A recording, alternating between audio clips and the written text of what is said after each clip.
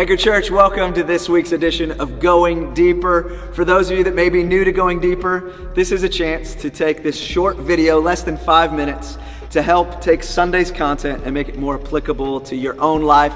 We're going to ask some questions here, and you can do this video alone, but it is best if you use this video to have a conversation with somebody else. We truly believe we grow best when we grow together, so find somebody to grow together with. We continued our He is Worthy series today by looking at 2 verses, specifically one, because we're going to get to verse 2 next week, but Romans chapter 12, verses 1 and 2, where it says that there's this good, pleasing, perfect will that God has for us.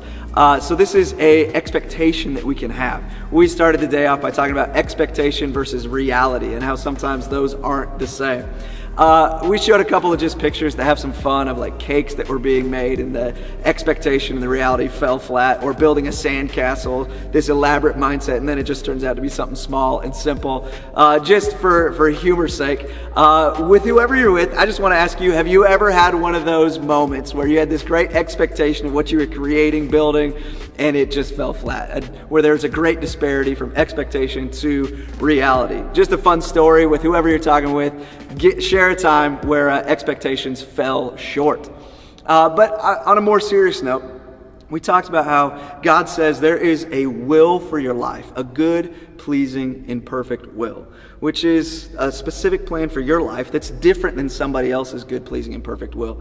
But the question I want you to ponder and consider is, on a soul level, a spiritual level, are you walking in a good, pleasing, and perfect purpose for your life? Do you see purpose? Do you find fulfillment in that purpose?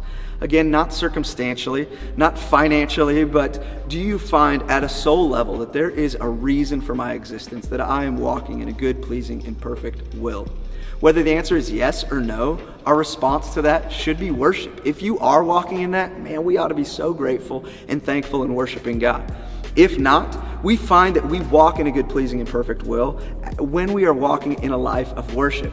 So He is worthy, we worship Him, and as a byproduct, we find ourselves walking in a good, pleasing, and perfect will.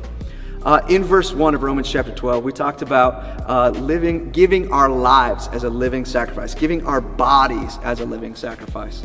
And I just want to pose this question. We talked about eyes, we talked about ears, we talked about mouth, hands, feet, our sexuality. But I want to ask you this question. When it comes to your body being an instrument of worship, what part of your body is most difficult to use as an instrument of worship? I think maybe depending on who you're with right now, this might be an important conversation to say, hey, I really have a hard time giving into the flesh when it comes to the eyes or when it comes to my sexuality, but this is an area that I need to grow in using my body as an instrument of worship.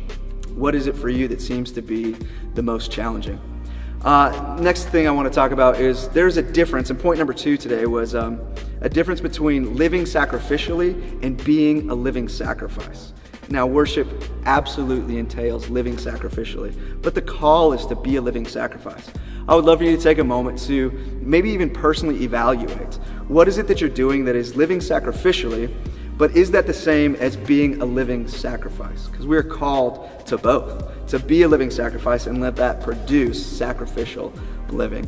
The last thing I want to challenge you to do is climb up on that altar. We talked about being a living sacrifice, that we put to death the desires of the flesh to live out the life that God has called us to. We'll say no, we'll take up our cross, and we'll live sacrificially for Him. What does it mean to climb up on that altar? That we don't want to just say, Jesus, I'll join you in your resurrection, but first I'll join you in putting to death the desires of the flesh so I can live resurrected with you. Will you climb up on that altar through prayer, repentance, worship, getting in community, getting into church? And I'm so grateful that we serve a God who gave Himself fully for us, and now we live in a way of responding to that by giving ourselves back to Him. I love you, Anchor Church. We'll see you next week as we continue this He is Worthy series.